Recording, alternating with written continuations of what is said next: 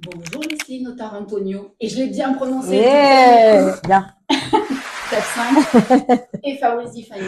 Bonjour Kate. C'est facile à dire. C'est plus facile. Comment ça va? Ben, ça va et toi? Ça va et toi? Impeccable. Alors, on est là aujourd'hui pour parler du spectacle qui aura lieu le 6 août sur la place d'Oliul à partir de 21h, entrée libre, et ça s'appelle Et un jour Lara. Est-ce que vous pourriez me dire qui a eu l'idée de ce spectacle? Elle fait partie, Lara Fabian, de mes influences depuis que je suis toute petite. Et pour l'anecdote qui est quand même assez drôle, on a joué, parce qu'on a fait, Fabrice et moi, et surtout Fabrice, a fait cette création dans la peau de Piaf. Et dans la peau de Piaf, quand on l'a joué au Pasino d'hier, la personne qui s'occupe des prestations, à la fin m'a dit, alors qu'est-ce qu'on fait la prochaine fois? Et c'est sorti comme ça, je dis Lara Fabian. Ok, t'es prête le 17 avril? Ouais. Ça m'est sorti, mais du coup, tu sais, je me suis pas dit que je me suis dit c'est faisable. Et en fait, ça a été un travail monumental. On a travaillé jour et nuit parce qu'on avait quoi? C'était fin novembre, décembre, janvier, février, mars, avril. On avait 5 mois pour tout créer. On n'avait même pas le nom du spectacle, on n'avait rien du tout. On n'avait pas le fil conducteur. On n'avait rien du tout. Les revisites, les arrangements musicaux, on n'avait rien. Donc quand elle a dit oui, moi à côté, Tu t'es décomposé ou je me rappelle plus? presque.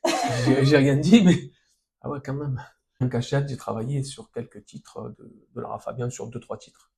J'ai fait des nouveaux arrangements, mais j'ai donné une autre dimension à ces titres-là. Je n'en ai pas parlé et je lui ai fait écouter.